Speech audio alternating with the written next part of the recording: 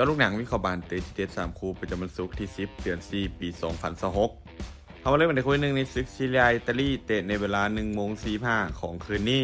การพบกันระหว่างโรม่าอันดับ6มี54คะแนนจะเปิดบ้านต้อนรับการมาเยือนของปีซ่าอันดับบ้วยมี18คะแนนโรม่าเจ้าบ้านมีศักยภาพทีมที่เหนือกว่าอย่างชัดเจนทั้งผู้เล่นและประสบการณ์ในลีกใหญ่พวกเขาเล่นในบ้านมักจะครองบานบุกได้อย่างต่อเนื่องถึงแม้ฟอร์มการเล่นในช่วงหลังของพวกเขาจะมีสะดุดแน่แต่ยังคงไว้ใจในเรื่องเกมบุกได้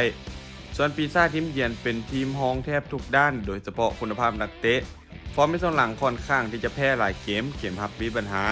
เบิ่งจากภาพรวมในเกมนี้โรม่าเจ้าบ้านยังคงเหนือกว่าในทุกมิติและมีโอกาสค่อนข้างสูงที่จะเก็บชัยชนะไปได้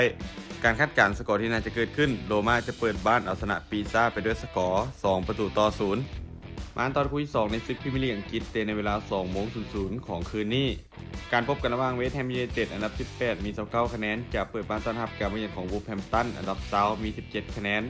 เวสต์แฮมเจ้าบ้านมีฟอร์มการเล่นช่วงหลังที่ยังไม่ค่อยนิ่งเท่าใดด้วยการชนะ2แพ้2จาก5เกมหลังสุดเกมในบ้านของพวกเขาถือว่าลิ่นได้อย่างดุดันแต่นะครับของพวกเขายังคงมีข้อผิดพลาดให้เห็นในบางนัดพวกเขามีจุดเด่นในการเล่นเกมสวนกลับไว้และลูกตั้งเตะ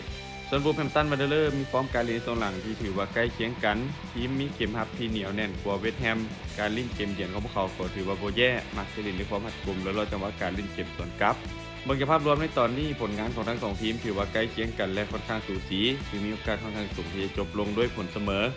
การคาดการณ์สกอร์ที่น่าจะเกิดขึ้นเวสต์แฮมจะเปิดบ้านแบ่งแต้มกับวูฟไปด้วยสกอร์1-1มาตอนคู่ที่3ในศึกลาลิก้าสเปนเตะในเวลา 20:00 ของคืนนี้การพบกันระหว่างลาซันทุตขาวและมาดริดท้องจากฝูงมี69คะแนนจะเปิดบ้านต้อนรับการมาเยือนของกิโลนาอันดับ12มี37คะแนน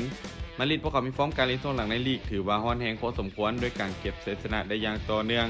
การเล่นในบ้านของพวกเขามักจะเล่นได้อย่างแข็งแกร่งหลายโดยเฉพาะเกมบุกที่มีความจัดจ้านรวมไปถึงพวกเขายังคงมีขุมกำลังที่ลึกมีตัวทีเด็ดหลายตำแหน่งส่วนกิโลนาทีมเยือนเป็นทีมม้ามืดเกมบุกของพวกเขาก็ถือว่าดีขึ้นการเปิดเกมสู้แต่ฟอร์มในช่วงหลังยังคงแกร่งมีแพ้ชนะสลับกันปัญหาของทีมคือเกมรับที่ยังคงมีซองโวให้คู่แข่งเจาะได้ง่ายโดยเฉพาะเวลาพบกับทีมใหญ่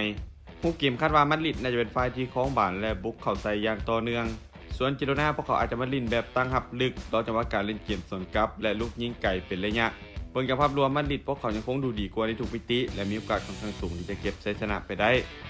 การคาดการณ์สกอร์ที่น่าจะเกิดขึ้นมาดริดจะเปิดบ้านเอาชนะกิโลนาไปด้วยสกอร์3-1สุดท้ายนี้ถ้าทุกคนสนใจแนวทางดีๆแบบนี้อย่าลืมกดไลค์กดแชร์ออกไปเพื่อเป็นแนวทางเพิ่มเติมและใครสนใจอยากลงทุนสามารถกดลิงก์ผ่านหน้าช่องได้เลยเด้อ